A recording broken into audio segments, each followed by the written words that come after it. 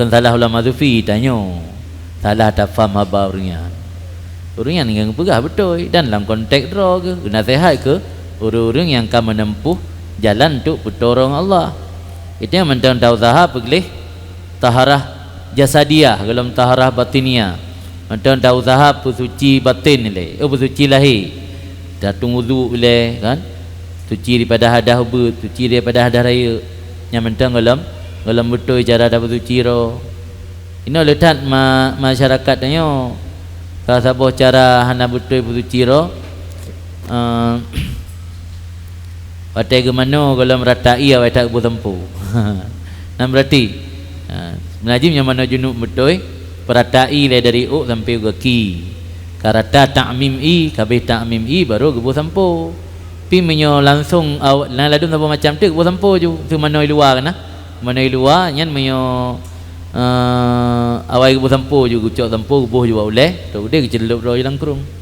nyan menyo wate saat ge ta'mim i nyan mentang mutaghayyir dengan benda suci nyan ji gadah wasa tahur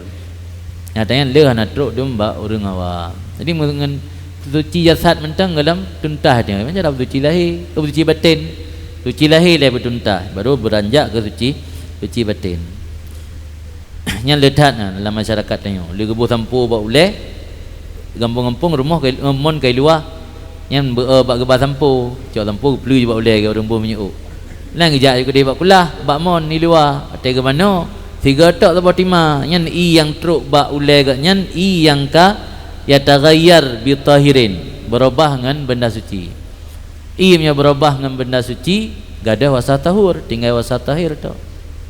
yang le terjadi dengan kampung kan kut le terjadi malah masalahnya kan bak tanya tu ulama-ulama jawam tu menjadi perhatian ini kala dalam pengajian lagi bak YouTube pengajian Gus Baha nak bahas masalahnya artinya kaum mumbala dalam masyarakat tanya kaum mumbala yang dianggapnya hal biasa ana upu padahal kan menghilangkan wasaf tahur kan bila masyarakat dia mana mampu untuk kenan jadi hal-hal yang sepele mentang tanggap biasa mam nya tinggal daya han sadar dah datang menan tetuk lang kampung baru